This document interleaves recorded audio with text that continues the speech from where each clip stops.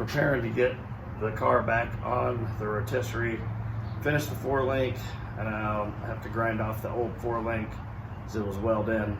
I got to redo the Raptor liner after I do that. So I figure the easiest thing, since I don't have a lift, is to get this thing back on the rotisserie and just do all that work. So I have to be under the car. I already got about 2 hours of grinding under here. Miserable, metal all on my arms. And so just 4 bolts to remove this frame. Nothing's connected yet. So I'm gonna remove this and get this on the rotisserie. So we'll go through the steps to get it done. So I'm gonna try to explain the best I can for anybody who's never put a car on a rotisserie. First time I did it, it took me a while. So cut through all the mud and just do step by step. So first thing I did, lift up the subframe. It's already powder coated, so see the jack has towel on it. Don't want to have to redo that. So take jack stands, put them under the car. Those are strong enough to hold them. One on both sides. So what I'll do is I'll lower the subframe down, then I'll remove those 4 bolts, and I'll pull it out and get it on some jack stands and just put it over to the side there. All right, step 1 complete. This is the sketchiest part, especially with the finished subframe. It's heavy. You really got to do it slow so it just doesn't drop. So we got it rolled out of there. I'm going to get it moved to the side in a minute to get it back on the dollies so I can roll it around a little bit better, and we'll stick it out of the way. So a few helpful hints when you're putting this together. As you can see, we had to put all these pieces and parts together. They're still not exactly matching to the car. We'll adjust that right now. Make sure you have a powered drill because these bolts take forever to go home. So what we'll do is we'll get it to match these bolt holes. We got the bolts that go up in there. We'll get that attached. Once it's attached, then we can tighten everything down and then use the jack to lift it up slightly.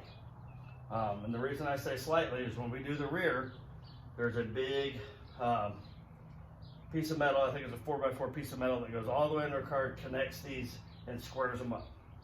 First time I installed this, I didn't do it. Pulled the jack in the back in and dented my brand new tail pan. So there's a nice little bolt mark where this bolt fell straight into the tail pan I just replaced. So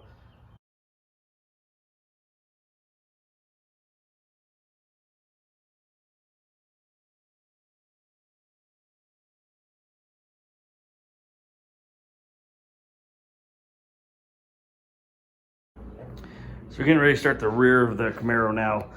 So I don't know if every rotisserie is like this, but this is the Roto 2000. I don't even know if they sell them anymore.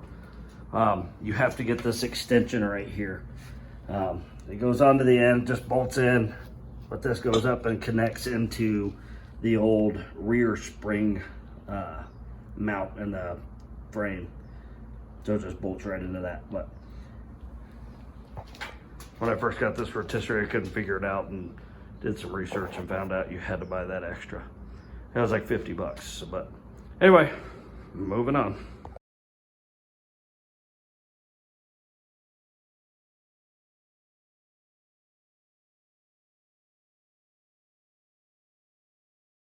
Okay, now we got our spacing right. We got everything tightened.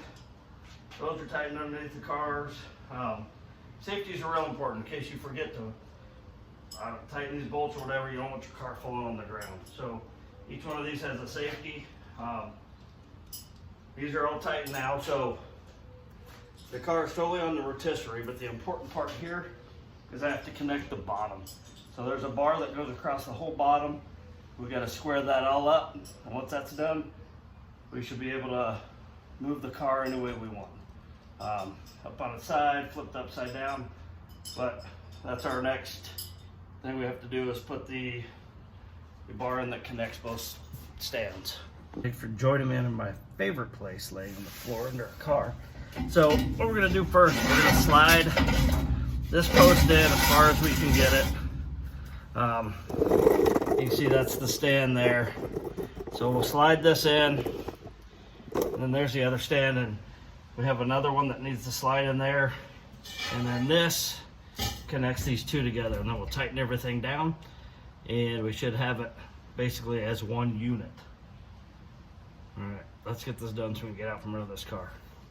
So the car's ready to be flipped, and I started to turn it, which is a rookie mistake. I've had this car in a rotisserie before. I know the doors are not latched because they're not fully ready to be, the latching mechanism to be installed. So if you're like me, just make sure you either take the doors off or use a strap to attach them so they don't come flying open and ruin your new doors.